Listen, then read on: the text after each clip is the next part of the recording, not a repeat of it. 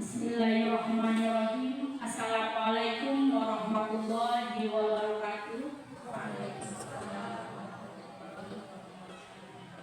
Alhamdulillahirabbil alamin wassalatu wassalamu ala asyrofil anbiya'i wal mursalin wa ala alihi rasulillahi ajmain. Puji syukur kepada Allah Subhanahu wa taala yang telah memberikan kita kesehatan dan kesempatan sehingga pada pagi ini kita bisa hadir di sini dalam kegiatan diseminasi pemahaman modul 14 budaya positif. Salawat salam marilah kita hadiahkan buat junjungan kita Nabi besar Muhammad sallallahu alaihi wasallam dengan mengucapkan Allahumma sholli ala sayyidina Muhammad wa ala sayyidina Muhammad. Yang terhormat Ibu Kepala SMP Negeri 6 Bengkalis, Ibu Haja Sadia, yang saya hormati Bapak Agus Malik selaku Wakil Kepala SMP Negeri 6 Bengkalis, dan yang saya hormati Bapak Ibu Majelis Guru beserta karyawan tata usaha SMP Negeri 6 Bengkalis. Pada kesempatan ini saya mengucapkan terima kasih atas dukungan dari Ibu, khususnya Ibu Kepala Sekolah dan rekan-rekan yang bersedia hadir di sini, yang telah memberikan dukungan dan berpartisipasi dalam proses kami menjadi guru penggerak. Mudah-mudahan kegiatan ini nanti selanjutnya bisa berjalan lancar. Selanjutnya, mengawali kegiatan ini, marilah kita sama-sama berdoa yang akan dipandu oleh Pak Suyitno. Kepada Pak Suyitno, saya persilakan.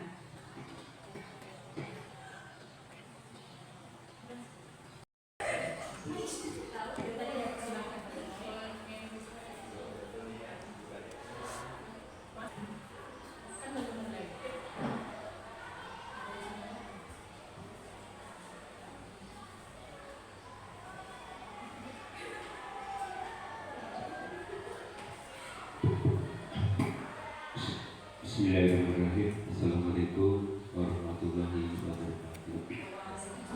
Astagfirullahaladzim. La ilaha illallah hayyul qayyum wa atubu ilaih. Astagfirullahaladzim. La ilaha illallah hayyul qayyum wa atubu ilaih. Asyhadu an la ilaha illallah wa asyhadu anna Muhammadar Rasulullah. Bismillahirrahmanirrahim. Ila daratin Nabi Rasulullah SAW wa la alihi wa sahbihi wa zuriyatihi wa baitihi summa khususana al-Fatihah. A'udzu billahi minasy syaithanir rajim. Bismillahirrahmanirrahim. Alhamdulillahirabbil alamin arrahmanir rahim maliki yaumiddin.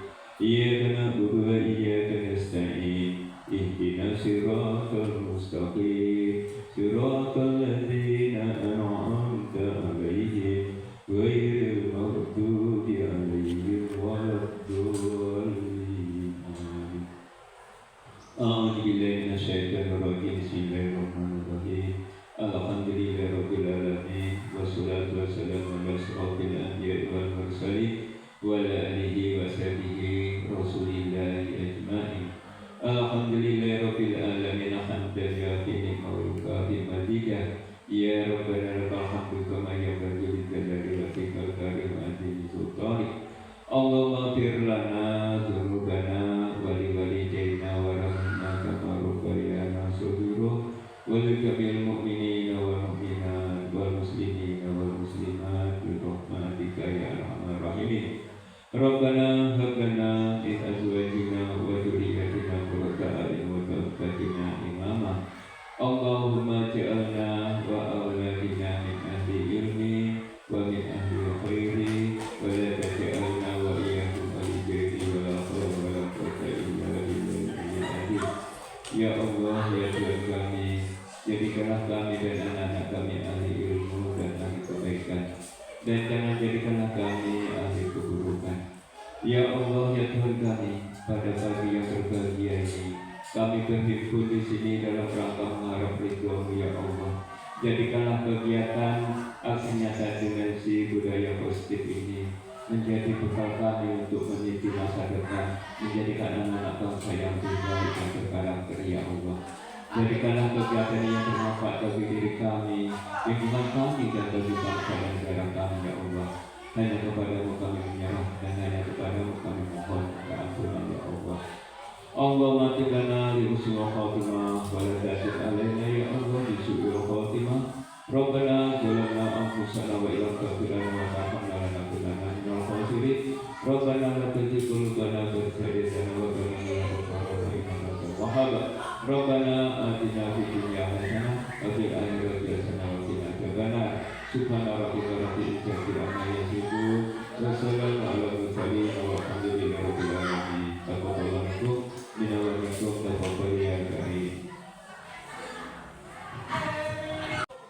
Terima kasih kepada Pak Suwino yang telah membacakan doa. Semoga kegiatan ini berjalan dengan lancar. Amin amin ya rabbal alamin. Selanjutnya kata sambutan sekaligus membuka kegiatan ini oleh Kepala SMP Negeri Langkalis Ibu Hajah Sa'diyah SPD. Kepada Ibu saya persilakan. Bismillahirrahmanirrahim. Assalamualaikum warahmatullahi wabarakatuh.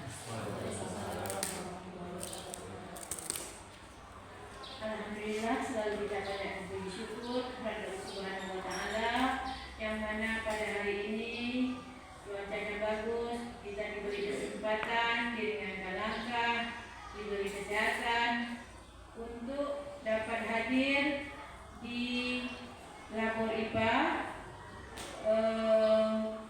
Dan tak lupa kita berselawat kepada junjungan alam Nabi besar Muhammad SAW dengan ucapan Allahumma sholli ala Sayyidina Muhammad wa ala ali Sayyidina Muhammad. Yang saya hormati Bapak Agus Malik selaku Wakil Kepala SMP Negeri Langkalis, serta Bapak Ibu Majelis Guru dan Tata Usaha serta staf yang lainnya yang dapat hadir di ruang ini. Pada pagi hari ini adalah kegiatan CGP atau calon guru penggerak, yang kegiatan hari ini melaksanakan aksi nyata budaya positif, ya, dimensi budaya positif, yang mana nanti akan dipaparkan oleh Ibu Nurlianti, begitu juga dengan Ibu Surlina, yang akan kita ambil intisari apa itu budaya positif sesuai dengan di keputusan kita di PMM kemarin, bahwa NHK kita pilih adalah budaya positif. Jadi oleh karena itu Bapak Ibu yang lainnya nanti akan apa itu budaya positif, apa itu kesepakatan kelas, nanti akan dipaparkan oleh Ibu Nuryanti dan Ibu Surina, yang mana calon-calon guru penggerak inilah yang akan merangkul Bapak Ibu supaya sekolah kita semakin hebat Bapak Ibu guru semuanya, dan yang mana pada kegiatan guru penggerak ini dan sebagai seluruhnya adalah memfokuskan kepada peserta didik. Jadi bagaimana cara mengajar yang baik segala macamnya, maka dari mulai budaya positif inilah dan kesepakatan kelas itulah kita mulai, sehingga kedepannya sekolah kita semakin meningkatkan bagaimana proses pembelajaran, bagaimana pembuatan media-media pembelajaran, sehingga Bapak Ibu mantap untuk mengajar di kelas nantinya. Karena di CGP ini dan kita semua nanti fokusnya pada peserta didik. Nah, itu saja yang dapat saya sampaikan. Lebih kurang saya mohon maaf. Wabillahi taufiq wal hidayah. Assalamualaikum warahmatullahi wabarakatuh. Assalamualaikum warahmatullahi wabarakatuh.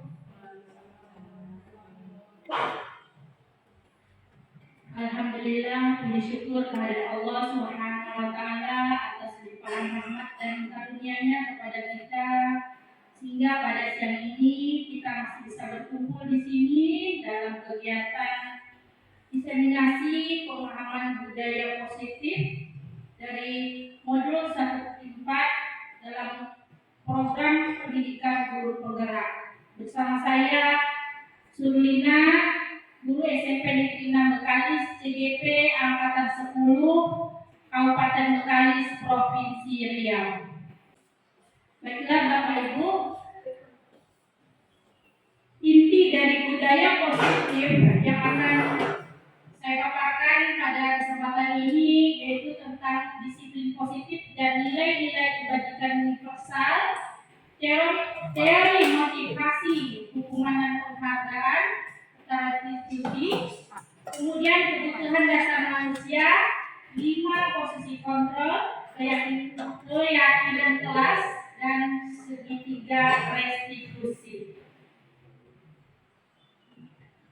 Budaya positif ini diawali oleh perubahan paradigma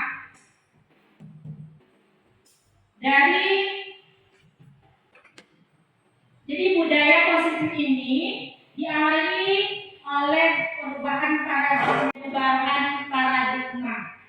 Dalam paradigma lama, perilaku manusia dianggap sebagai respon otomatis terhadap rangsangan eksternal. Seorang psikiater dan pendidik, Dr. William Glasser, dalam kontrol teori yang kemudian hari berkembang dan dinamakan choice theory, menekankan bahwa perilaku manusia dikendalikan oleh pilihan pribadi untuk memenuhi 5 kebutuhan dasar manusia. Ini menggeser fokus dari kontrol eksternal ke kontrol internal, yang menekankan pentingnya motivasi internal dan hubungan yang sehat. Jadi, Dr. Glasser meluruskan beberapa miskonsepsi dari paradigma lama yang beranggapan bahwa guru bisa mengontrol murid. Pada dasarnya kita tidak bisa memaksa murid untuk berbuat sesuatu jika murid tersebut memilih untuk tidak melakukannya. Kemudian ada ilusi bahwa semua penguatan positif efektif dan bermanfaat. Penguatan positif ada bujukan adalah bentuk-bentuk kontrol. Segala usaha untuk mempengaruhi murid agar mengulangi suatu perilaku tertentu adalah suatu usaha untuk mengontrol murid tersebut. Selanjutnya, ilusi bahwa kritik dan membuat orang merasa bersalah dapat menguatkan karakter.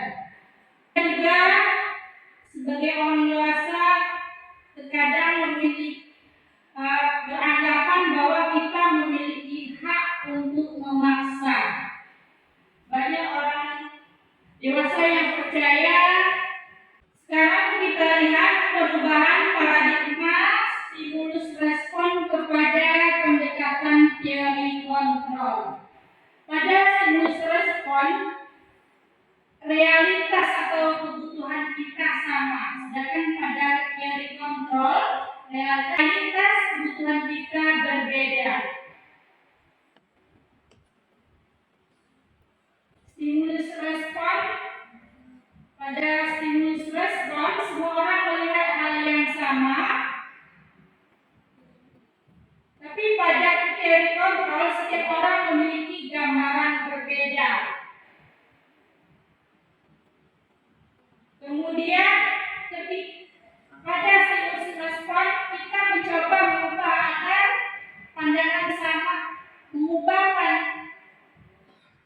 kita mencoba mengubah orang agar berpandangan sama dengan kita. Sedangkan pada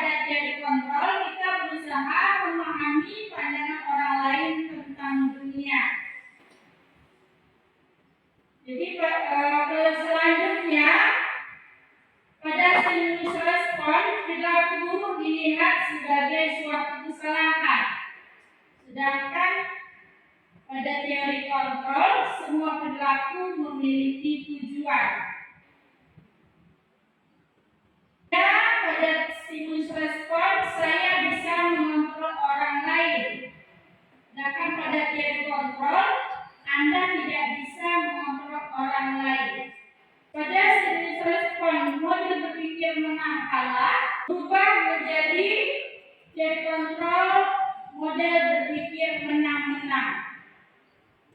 Jadi begini perubahan dari paradigma stimulus respon kepada pendekatan teori kontrol.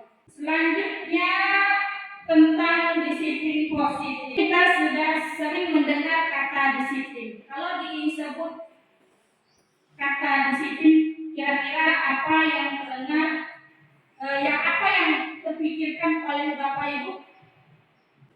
Disiplin. Disiplin artinya bertanggung jawab. Mungkin ada yang lain ketika disebut kata disiplin, apa yang terpikirkan oleh Bapak atau Ibu? Ya, tepat waktu. Oke, itu bagus sekali. Terima kasih. Ya, jadi disiplin ini adalah bentuk dari tanggung jawab, ya. Jadi jika seseorang sudah memiliki disiplin, berarti mereka bisa bertanggung jawab terhadap apa yang dilakukannya.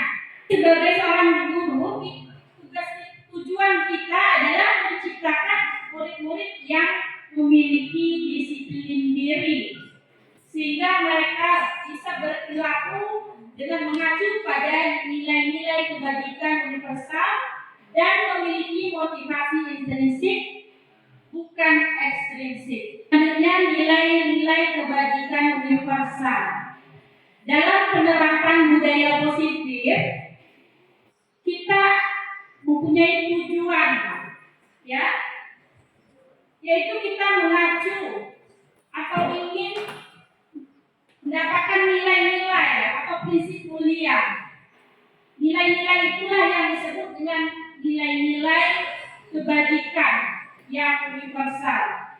Jadi nilai-nilai kebajikan universal ini berarti yang bisa kita terima, yang disepakati bersama lepas dari suku, bangsa, agama maupun latar belakang. Jadi tujuan dari disiplin positif ini, kita ingin memunculkan nilai-nilai kebajikan universal. Nilai-nilai kebajikan yang ingin kita tuju sesuai dengan tujuan kita bersama, yaitu mencapai profil pelajar Pancasila. Ya, di situ misalnya ada yang beriman bertakwa, mandiri, bernalar kritis, berpendidikan global, bergotong royong, dan kreatif. Jadi makanya kita terapkan budaya positif di sekolah kita, karena ini menjadi fondasi bagi suksesan anak di masa depan. Selanjutnya teori motivasi, hukuman dan penghargaan dan restitusi. Motivasi perilaku manusia itu ada 3. Yang pertama, untuk menghindari ketidaknyamanan atau hukuman. Jadi murid atau anak didik kita ini kadang motivasi dia untuk berbuat sesuatu itu untuk menghindari ketidaknyamanan atau hukuman. Yang kedua, untuk mendapatkan imbalan atau penghargaan dari orang lain. Selanjutnya, motivasi perilaku manusia yaitu untuk menjadi orang yang mereka inginkan dan menghargai diri sendiri dengan nilai-nilai yang mereka percaya. Ketika bisa memahami ketiga motivasi perilaku manusia, maka kita bisa memilih murid kita ini berada di motivasinya bersifat eksternal atau internal.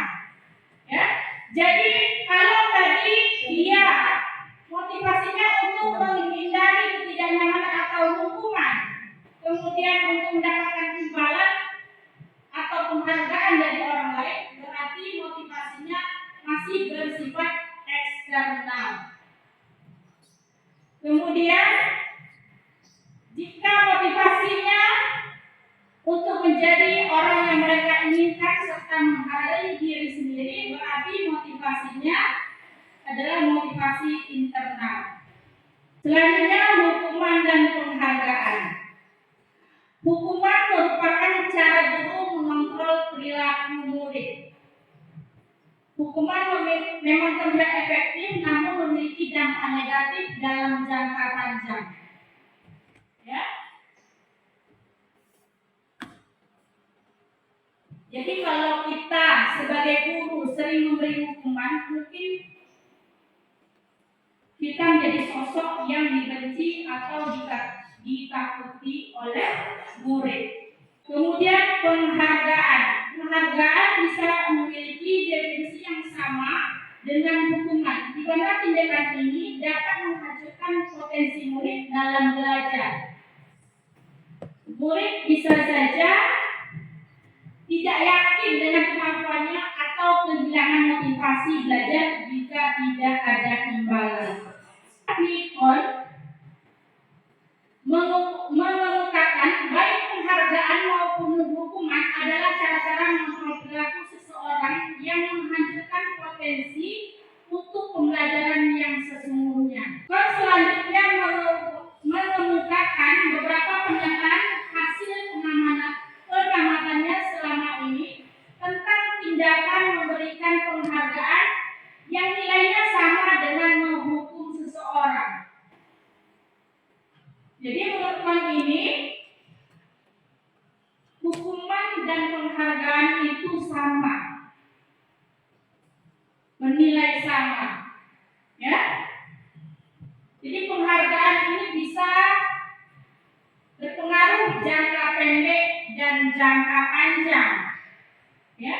Jadi ketika kita memberi penghargaan, maka pengaruh jangka pendeknya mungkin anak merasa senang, merasa termotivasi, tapi dalam jangka panjang mungkin nanti dia tidak mau berbuat kalau tidak ada penghargaan.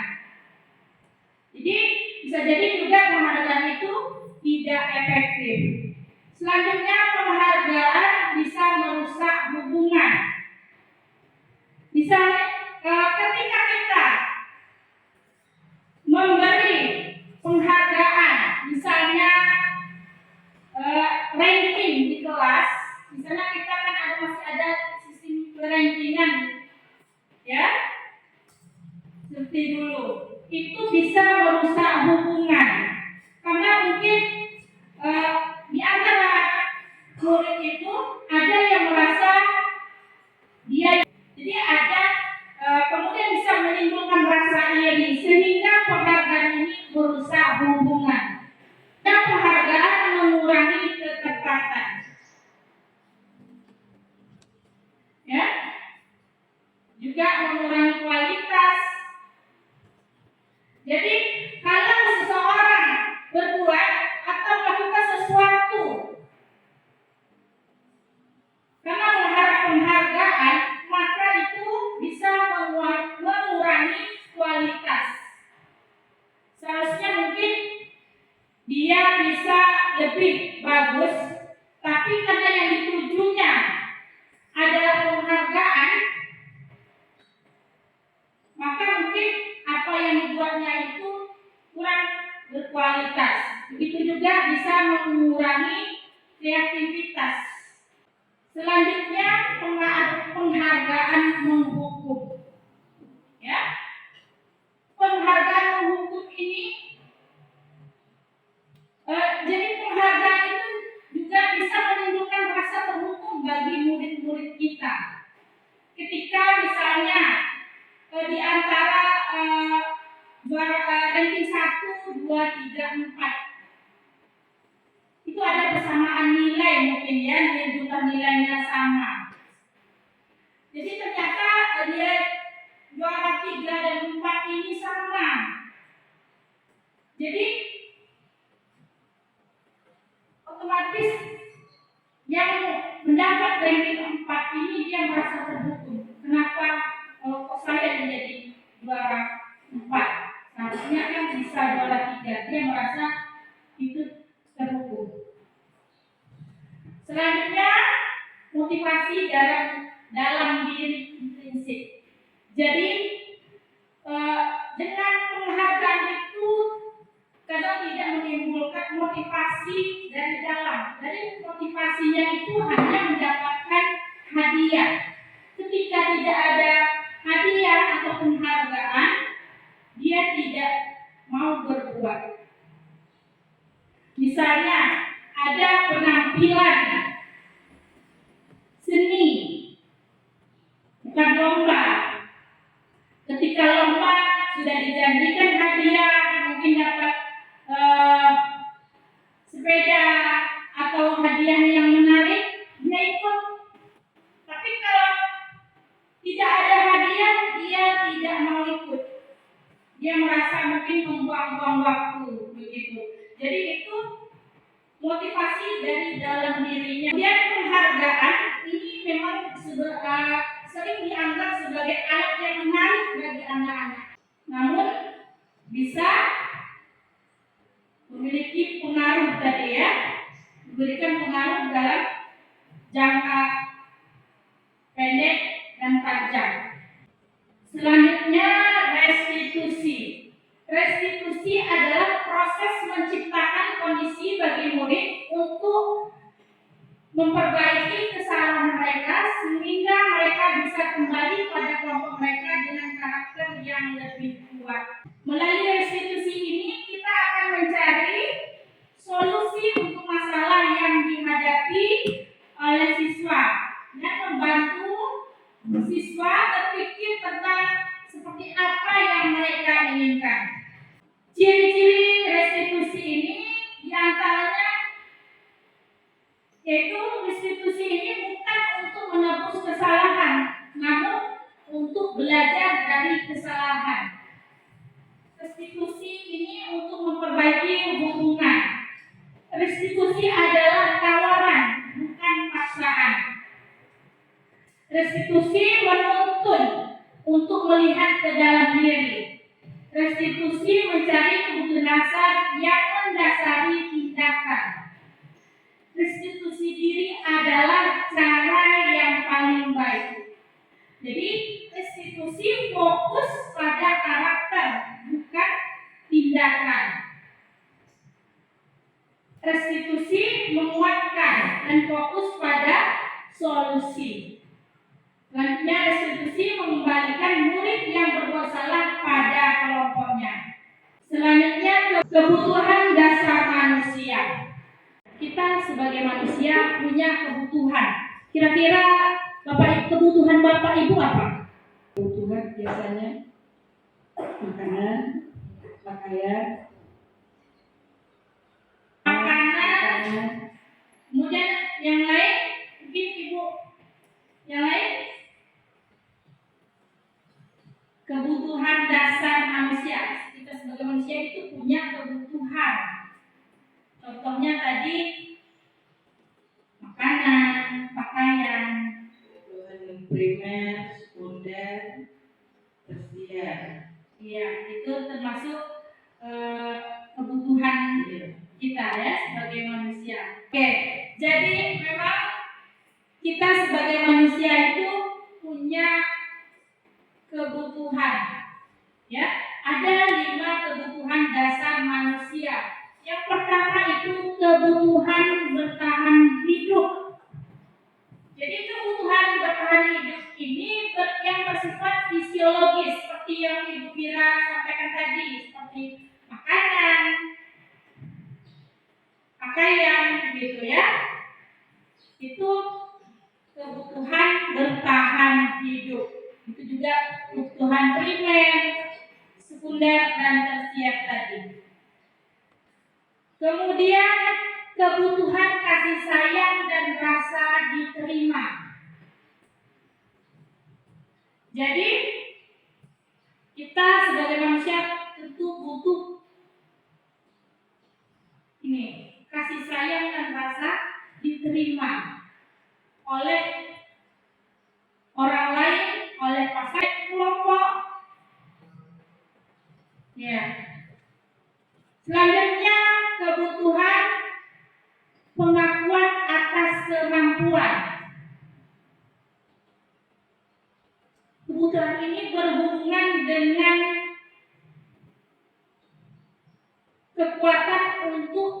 mencapai sesuatu. Jadi dia butuh pengakuan atas prestasinya, atas sesuatu yang dia capai. Kemudian kebutuhan akan pilihan atau kebebasan. Jadi kita semua punya butuh rasa kebebasan, ya, bebas memilih apa yang kita inginkan. Selanjutnya kebutuhan kesenangan, kebutuhan untuk merasa senang. Tentu saja kita semua butuh perasaan senang, ya, bisa tertawa, bermain, termasuk kalau kesenangan dalam belajar. Selanjutnya posisi kontrol guru. Dalam posisi kontrol ini, guru bisa berada pada posisi penghukum, bisa menggunakan hukuman fisik maupun verbal. Seperti tadi ketika ada anak yang terlambat, disuruh langsung push up, atau disuruh keliling lapangan, langsung dihukum, atau dengan hukuman verbal kita langsung memarahinya. Kemudian yang kedua, posisi kontrol membuat merasa bersalah. Ini pada posisi ini guru menggunakan keheningan yang membuat orang lain merasa tidak nyaman atau merasa bersalah dan juga merasa rendah diri. Saya selalu sering ada sini bu, nampak sering nggak pernah ngobrol, dia ada yang lagi, dia ada kamu tapi yang berbicara dari mana? Kamu salah, jangan aja, langsung jangan lagi, ada lagi biasa. Jadi kalau kita ada kita sedikit semangat, ya. Kemudian mana? Posisi mata ini berapa dan posisi. Jadi kita ada di bawah jangan berapa, posisi mata kita masuk berapa, polanya berapa, ya. Sekian pak, tidak ada berapa, ada berapa, ada posisinya. Nanti posisi meter. Mana sih? Ibu dapat satu kesalahan nanti, kemudian mengajarkan jalannya. Dan kemudian ada posisi atau kesalahan nanti. Jadi kalau posisi ini, posisi meter kita akan misalkan untuk begini. Ada sisi itu yang ini bertanggung jawab dan akan menyelesaikan masalah. Sekolah atau keyakinan kelas.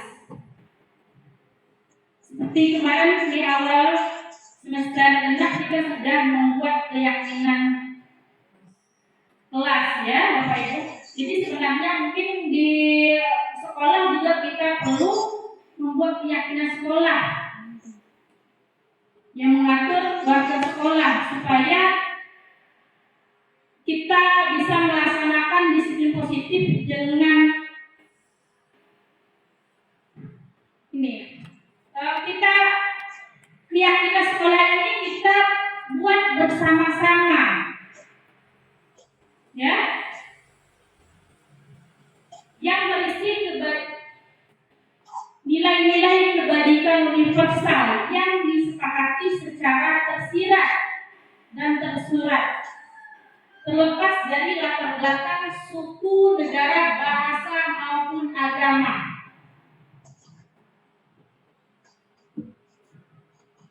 Jadi nanti mungkin di semester baru nanti kita bisa kembali membuat keyakinan kelas.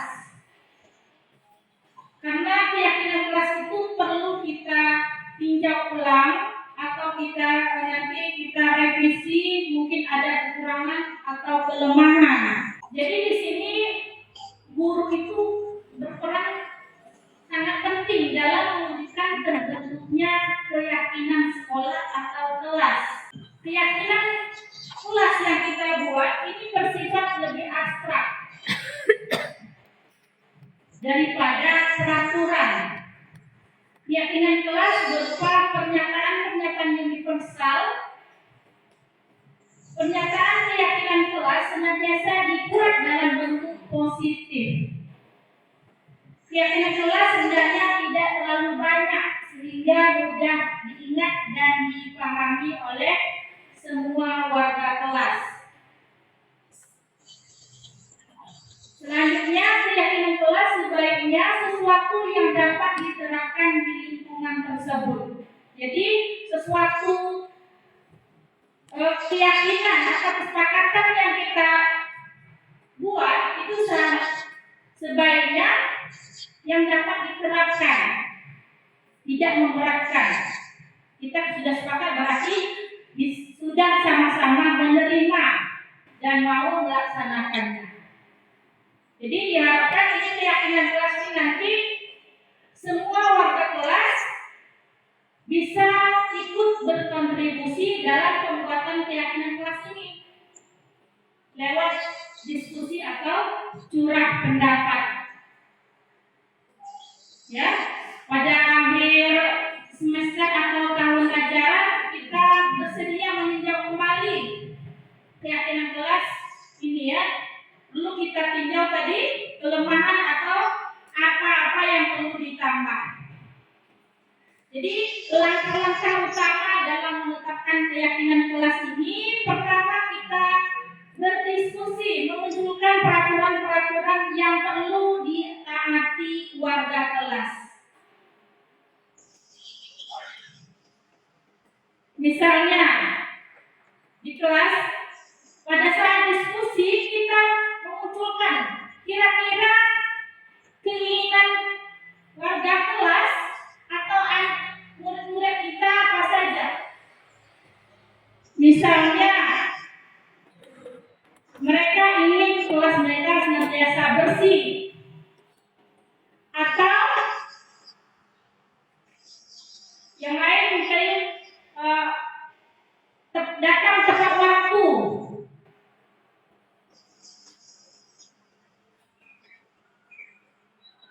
Kemudian mereka peraturan-peraturan kelasnya mungkin tidak boleh membuang sampah sembarangan, gitu ya. Jadi pada tahap pertama kita berdiskusi dulu untuk menunjukkan peraturan. Selanjutnya kita mengubah peraturan-peraturan tadi menjadi kalimat yang lebih positif. Tadi misalnya ada kata-kata dilarang membuang sampah sembarangan. Mungkin itu masih belum positif, ya masih negatif. Ada kalau kenapa kita harus lebih positif supaya nilai-nilai itu bisa muncul, ya. Seperti tadi dilarang membuang sampah sembarangan.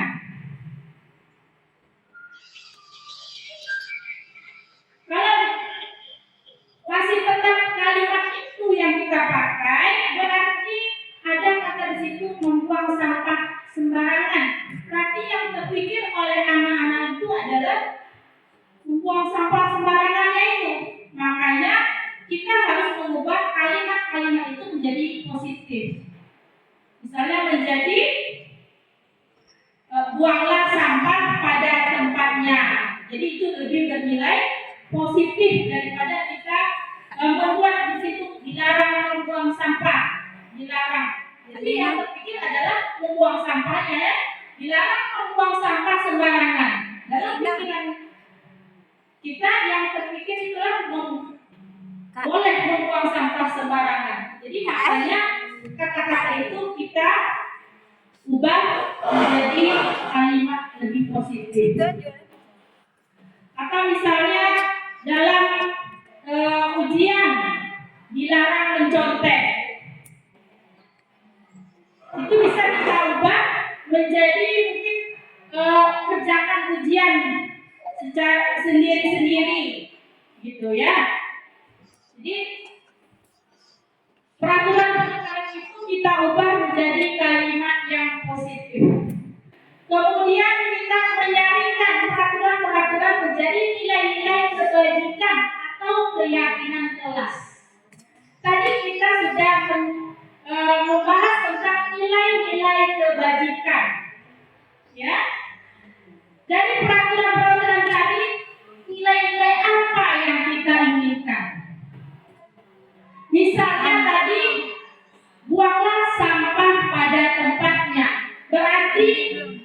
nilai-nilai kebajikan yang kita inginkan yaitu nilai kebersihan, gitu ya.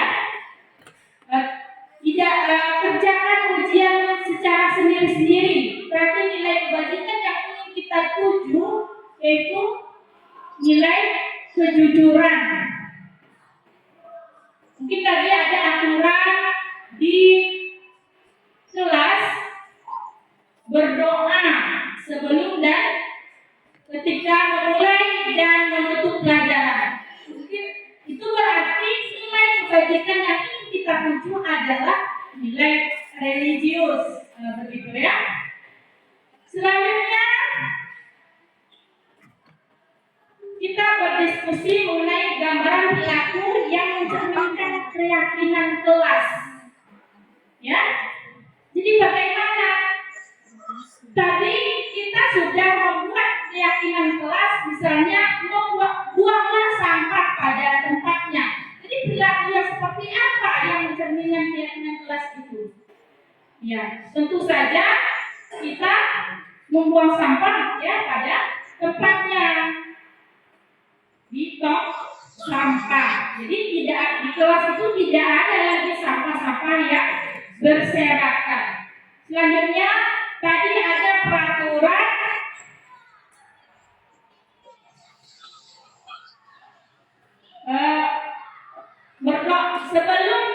berdoa sebelum memulai dan menutup pelajaran. Tapi perilaku yang mencerminkannya ketika mengawali pembelajaran kita berdoa bersama-sama. Selanjutnya berdiskusi mengenai peran seluruh warga kelas. Kita berdiskusi mengenai peran seluruh warga kelas. Tadi kita sudah mempunyai nilai-nilai religius, kebersihan. Jadi di dalam kelas itu kita diskusikan. Di kelas itu kita kan punya juga namanya struktur kelas ya. Mungkin di sini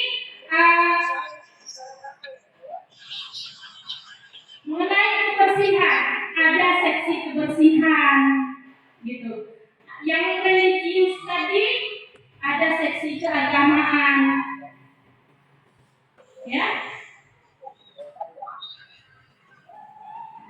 Jadi kita juga berdiskusi tentang peran kita dalam keyakinan kelas yang kita buat tadi sebagai guru. Apakah misalnya di kelas itu sampah berserakan? Apakah itu guru yang harus membersihkannya? Apakah itu peran seorang guru? Nah, jadi kita diskusikan yang mana peran guru, mana yang peran siswa. Selanjutnya terakhir itu meninjau ulang keyakinan kelas dari waktu ke waktu. Jadi keyakinan ini perlu kita tinjau ulang. Ya, kita tinjau ulang misalnya setelah semester berakhir, untuk semester berikutnya kita tinjau lagi. Kira-kira keyakinan yang telah kita buat pada semester lalu itu sudah bagus atau perlu ditambah, ya? Atau ada perbaikan begitu ya? Jadi harus kita tinjau ulang keyakinan tersebut. Selanjutnya segitiga restitusi. Tadi kita berbicara sudah membahas tentang posisi kontrol, ya, dimana yang disarankan adalah posisi kontrol manager, ya. Jadi dalam posisi kontrol manager ini seorang guru akan melakukan namanya segitiga restitusi.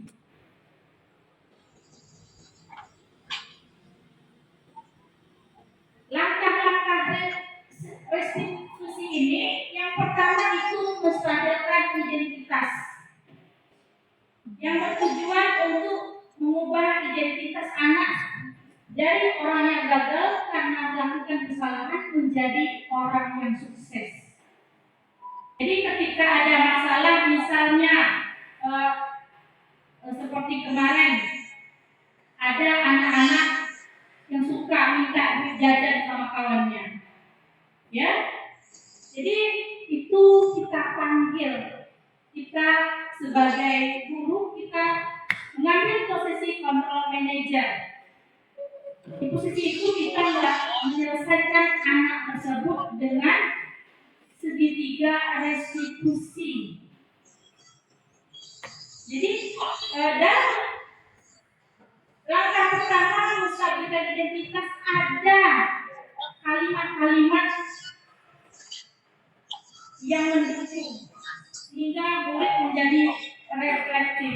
Misalnya, berbuat salah itu tidak apa-apa, tidak ada manusia yang sempurna, kita bisa menyelesaikan ini. Atau bapak atau ibu tidak tertarik mencari siapa yang salah, tapi bapak ingin mencari solusi dari permasalahan ini. Jadi ketika tadi anak dilaporkan suka meminta uang jajan temannya, setelah tentu saja nanti kita panggil ke ruangan khusus. Jadi tidak boleh di depan teman-temannya, ya, karena mungkin akan menjadi anak akan menjadi malu, ya. Jadi pada saat menstabilkan identitas inilah kita mengubah identitas anak dari orang yang gagal menjadi orang yang sukses. Jadi kita tanya di situ, kita mendengar laporan kamu, misalnya Erwan, kamu ibu dengar suka meminta mengambil uang jajan temanmu. Jadi kita tanya, tentu siswa berbuat salah itu punya alasan, ya, validasi tindakan yang salah. Jadi tadi setiap tindakan yang kita lakukan itu mempunyai suatu tujuan, yaitu memenuhi kebutuhan dasar. Jadi kita tanya tadi, kenapa dia meminta uang jajannya? Tadi kebutuhan dasar tadi ada kebutuhan dasar bertahan hidup, ya. Kenapa dia suka meminta uang jajan? Mungkin dia tidak ada uang, dia butuh makan, jadi dia butuh nih, dia punya kebutuhan dasar yang ingin dipenuhinya, tapi caranya tidak tepat. Jadi pada tahap ini kita bisa mendukung murid dengan kalimat-kalimat berikut ini, ya. Misalnya kita katakan, padahal kamu bisa melakukan yang lebih buruk dari ini. Kamu pasti punya alasan mengapa melakukan hal itu, ya. Mungkin karena tidak dikasih uang jajan oleh orang tuanya, atau uang jajannya kurang, gitu ya. Yang ketiga, menanyakan keyakinan. Setelah langkah 1 dan langkah 2 telah kita lakukan, maka yang ketiga kita menanyakan keyakinan. Pada langkah ini guru menanyakan pertanyaan-pertanyaan yang menghubungkan keyakinan anak dengan keyakinan kelas atau keluarga. Jadi kalimat-kalimat yang mendukung seperti apa yang kita percaya sebagai kelas atau keluarga.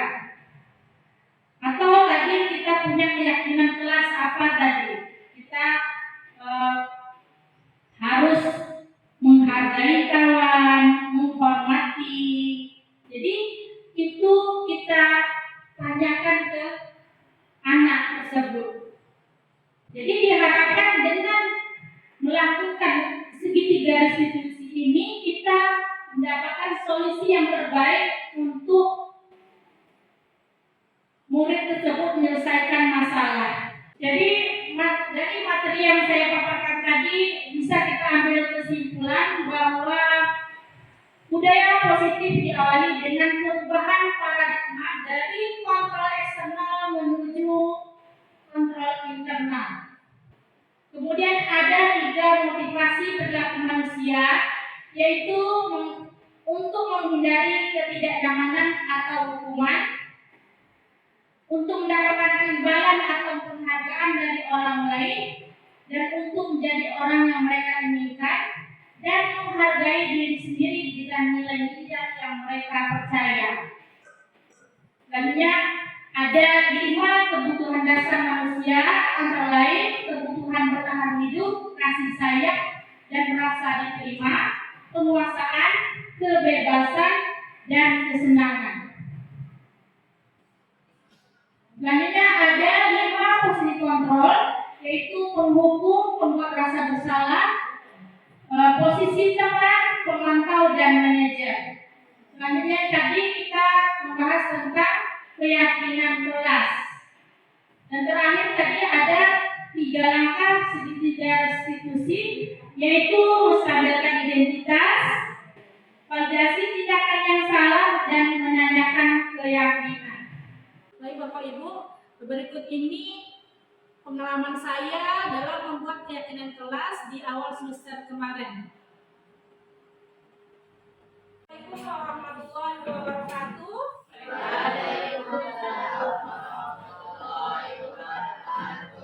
Pada kesempatan ini, Ibu mengajak anak Ibu untuk membuat keyakinan kelas.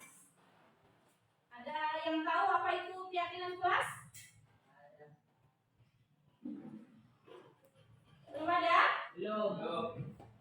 Keyakinan kelas, yakin. Ya, kata-kata yakin. Iya, kira-kira kamu punya keyakinan kelas ini seperti apa gitu. Akan seperti apa nanti gitu. Kita membuat keyakinan, ya. Keyakinan itu mirip dengan seperti peraturan. Misalnya peraturan sekolah. Ya. Keyakinan ini kita buat bersama-sama. Mengapa?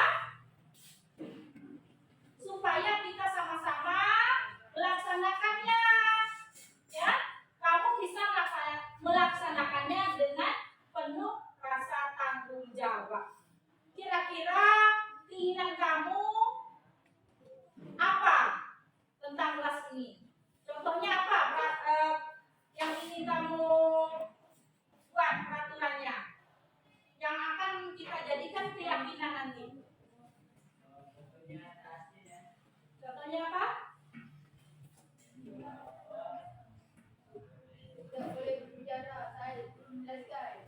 Tidak boleh berbicara saat guru menjelaskan. Oke, itu bisa jadi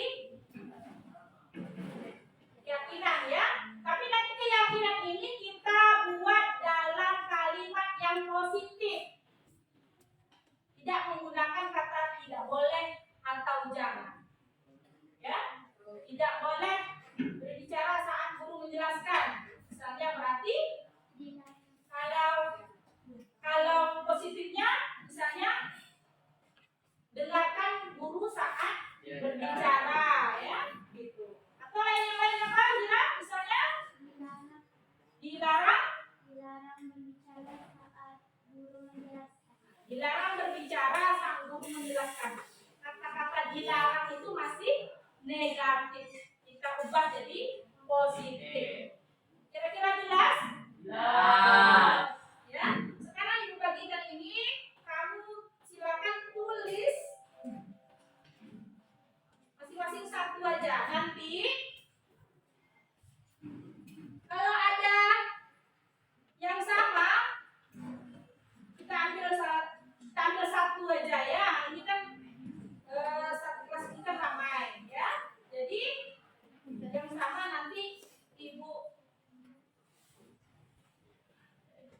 Jadi yang sama nanti kita ambil. Kita pilih nanti ya yang mana yang bisa kita jadikan keyakinan sesuai kesepakatan kita bersama. Silakan satu aja.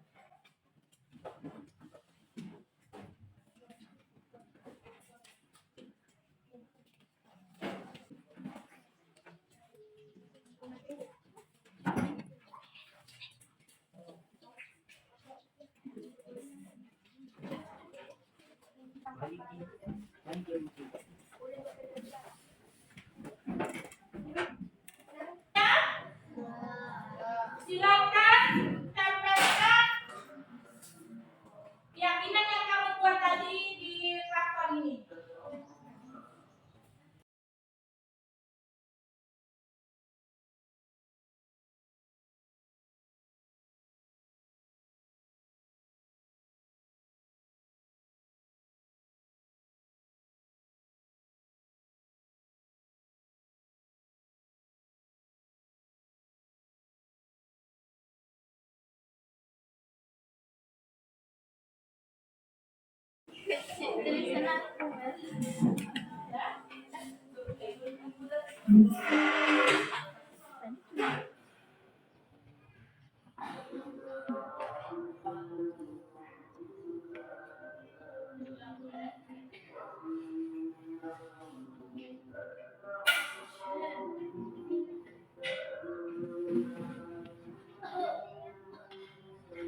Oke, di sini ada tidak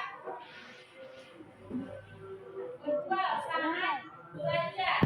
Nanti kita mulai, kita ubah ke yang positif. Tadi harus fokus belajar, gitu ya.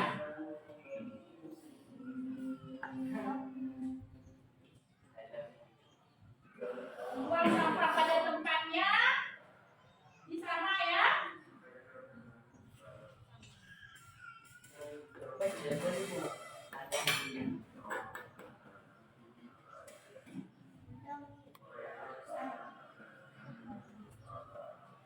Setelah ibu baca tadi, ada beberapa yang sama, ya. Jadi sekarang kita punya berapa keyakinan kelas? 6, ya. Jadi inilah keyakinan kelas kita yang akan kita jalankan, ya. Selanjutnya ada menjaga kebersihan kelas. Ibu ingatkan, kita semua wajib setelah keyakinan ini terbentuk, ibu harapkan kita semua wajib melaksanakannya, ya. Jadi semua berperan, semua aktif dalam melaksanakan keyakinan kelas ini. Ya, misalnya menjaga kebersihan, semuanya harus menjaga. Kita juga punya kelas kan, seksi kebersihan. Ya, juga seksi kebersihan apa? Ya, menjaga kebersihan, bertanggung jawab dalam kebersihan kelas. Itu juga misalnya ada yang tidak boleh ribut di kelas, ada fungsi dari dari seksi, ada peran dari seksi keamanan, ya, yang bertanggung jawab dalam menjaga keamanan kelas, ya. Ini bentuk komitmen kita bersama-sama untuk melaksanakan keyakinan ini. Ibu minta kamu menandatangani keyakinan ini. Bisa?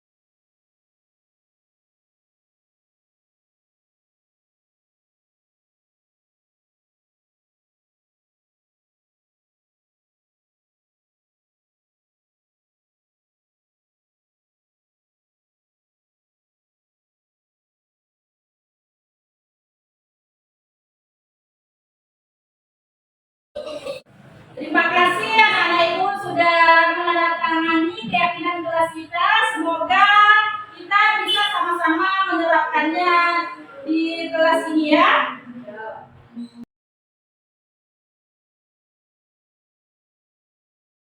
Assalamualaikum warahmatullahi wabarakatuh. Nama saya Huwaidah Merah. Saya termotivasi menerapkan keyakinan kelas ini. Saya berharap kelas ini akan menjadi nyaman dan aman. Assalamualaikum warahmatullahi wabarakatuh. Nama saya Iska Sari. Saya senang terlibat dalam pembuatan keyakinan kelas. Saya juga bisa belajar dari pembuatan keyakinan kelas ini, bisa saling menghormati, dan saya belajar untuk menghargai satu sama lain. Materi yang dapat saya sampaikan, mungkin ada masukan, saran dari Bapak Ibu, dipersilakan. Waalaikumsalam warahmatullahi wabarakatuh. Di sini yang mau saya tanyakan yaitu tentang hadiah. Bagaimana seandainya kita mengasih hadiah ke anak dalam perlombaan, misalnya lomba lari, bola kaki, gitu. Terima kasih. Baik, terima kasih dengan Ibu atas pertanyaannya. Pertanyaannya tadi, bagaimana ketika kita memberi hadiah? Ya, tadi menurut Tuan tadi, hadiah itu atau penghargaan gitu ya. Menurut Tuan itu penghargaan atau hadiah itu sama nilainya dengan menghukum. Tapi ketika lomba, misalnya dicontohkan tadi lomba sepak bola atau lari, itu kan ada hadiah. Tapi ketika konteksnya lomba seperti itu tidak apa-apa, karena memang sebelum lomba tentu kita sudah menyiapkan anak ini secara psikologis bahwa kita sudah menyiapkan ini adalah lomba. Ketika menang memang ada hadiahnya. Dari awal sudah kita kasih tahu, sudah menyiapkan secara psikologis bahwa ada hadiah, ya. Tapi bedanya tadi misalnya ranking itu, ya. Ranking itu kita tidak menyiapkan secara psikologis, itu bisa bahkan itu bisa membuat merusak hubungan tadi, ya. Karena mungkin tidak ada persiapan dari anak, dia tidak siap ketika rankingnya rendah. Jadi ketika lomba itu memang sudah dipersiapkan. Jika anak menang, ya, dia sudah siap menang. Begitu juga ketika kalah, dia juga sudah siap kalah. Gitu Ibu. Mungkin ada tanya lain mungkin.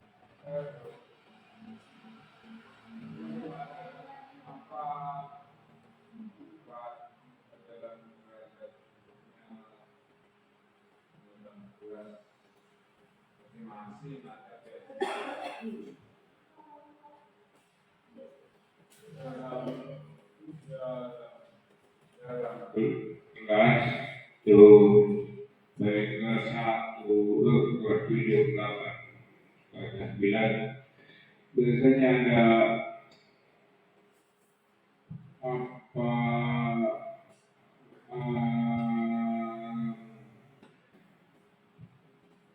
peraturan yang tertulis dalam kelas. Dulu-dulunya lah ya. Sekarang ini jawab apa perlu dibuat ditulis di dalam kartu itu kan tempel situ, karena melihat keadaan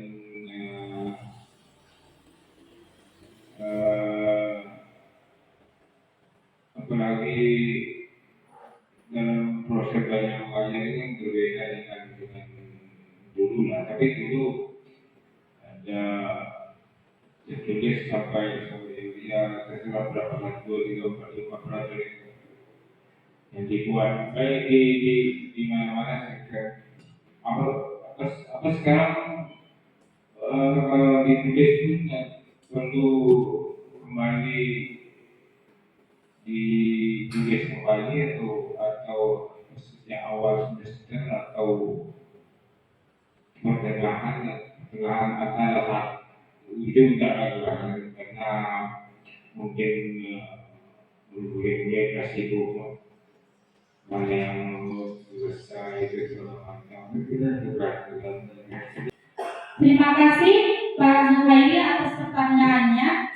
Ya tadi kalau dulu ada peraturan katanya ya, apakah sekarang itu perlu ditulis kembali? Iya, memang itu masih bentuk peraturan, tapi sekarang kita harus membuat keyakinan. Itu kalau peraturan itu mungkin dibuat sepihak atau peraturan yang dibuat oleh sekolah, anak-anak belum terlibat dalam membuat peraturan. Jadi untuk sekarang harus kita ubah menjadi keyakinan. Itu yang disebut tadi keyakinan kelas, di mana peraturan-peraturan itu dibuat bersama-sama guru dan murid. Dan kemudian setiap semester, akhir semester atau pada awal semester yang baru, kita perlu meninjau ulang apakah peraturan itu relevan atau sudah berjalan dengan baik atau ada kekurangan. Jadi memang perlu ditinjau ulang dari waktu ke waktu. Begitu Pak. Ini kan ini sudah berarti kalau kita buat pun belum salah kemudian jelas baru kita bikin baru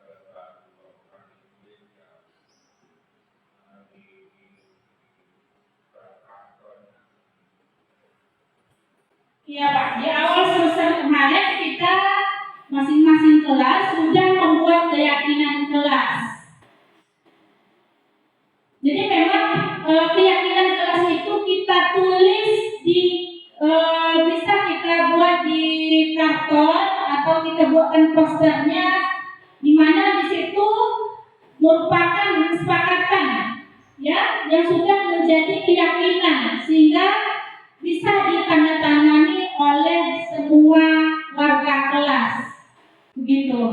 Silakan Bapak Ibu yang masih punya pertanyaan. Baik, terima kasih atas kesempatannya. Saya mau bertanya pada bagian studi restitusi. Dan jadi tadi di segitiga restitusi, nah ini adalah langkah restitusi. Jadi saya belum mengerti untuk menstabilkan identitas anak itu bagaimana tadi Bu, mungkin bisa sedikit diulang kembali. Baik, terima kasih atas pertanyaannya. Pertanyaan tadi tentang menstabilkan identitas ya. Jadi pada tahap menstabilkan identitas ini kita sebagai guru bertujuan mengubah identitas dari orang yang gagal karena melakukan kesalahan menjadi orang yang sukses. Jadi ketika anak melanggar peraturan berarti dia sedang mengalami kegagalan. Disitulah peran kita untuk mendukung murid dengan berkata seperti tadi, berbuat salah itu tidak apa-apa, tidak ada manusia yang sempurna, begitu ya. Kita bisa menyelesaikan ini. Jadi kita stabilkan dulu identitas anak tadi yang melakukan kesalahan. Jadi dia tidak merasa gagal. Karena dia tahu setelah kita keluarkan tadi, bukan hanya dia yang pernah berbuat salah. Semua orang juga pernah berbuat salah. Di situ peran kita. Begitu Ibu.